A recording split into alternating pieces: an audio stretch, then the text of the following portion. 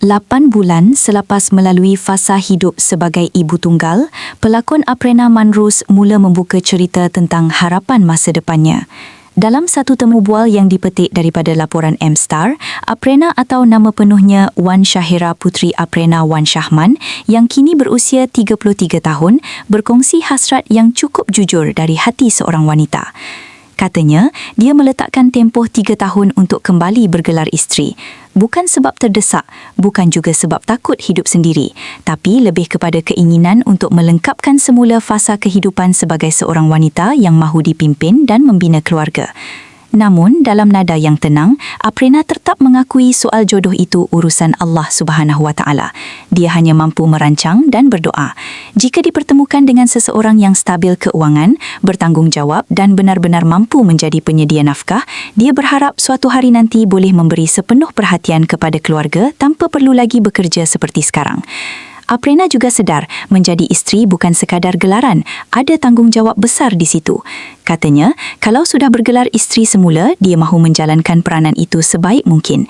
Ada nada reflektif dalam setiap katanya, seolah-olah pengalaman lalu banyak mengajarnya tentang erti tanggungjawab dan kesediaan. Bila ditanya tentang ciri lelaki idaman, jelas sekali agama menjadi keutamaan. Baginya, perkara paling utama adalah lelaki yang beriman dan menjaga solat. Itu nombor 1. Soal kekayaan pula bukan ukuran. Dia tidak mencari lelaki kaya raya, cuma cukup sekadar mampu membawa keluarga bercuti, menikmati masa bersama tanpa perlu berkira dalam setiap perkara. Aprena juga secara jujur menyatakan dia tidak mahu lelaki yang kedekut. Katanya, sifat itu bukan sahaja menyusahkan pasangan, malah boleh menyeksa diri sendiri dalam jangka masa panjang. Kata-kata itu kedengaran sederhana, tetapi cukup dalam maknanya. Dalam masa yang sama, Aprena turut menyentuh tentang penampilannya yang kini tidak lagi berhijab. Dia mengakui menerima pelbagai teguran dan kecaman daripada netizen, namun dia memilih untuk berlapang dada. Bagi Aprena, dia lebih selesa mengikut kata hati daripada terlalu memikirkan pandangan orang sekeliling. Malah, keputusan itu juga sudah dibincangkan dengan bapanya. Bukan keputusan terburu-buru, tetapi sesuatu yang difikirkan dengan matang.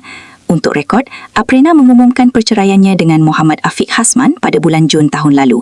Mereka mendirikan rumah tangga pada tahun 2016 dan sepanjang tempoh perkahwinan tidak dikurniakan cahaya mata.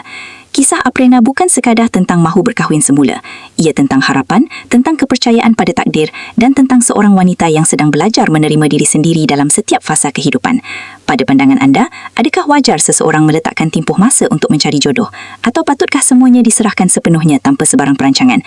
Kongsikan pendapat anda di ruangan komen. Terima kasih kerana menonton Chua Viral TV. Jangan lupa like, komen dan subscribe untuk terus dapatkan update terkini tentang dunia hiburan Malaysia. Jumpa lagi di video seterusnya. Stay tuned untuk lebih banyak kisah sensasi.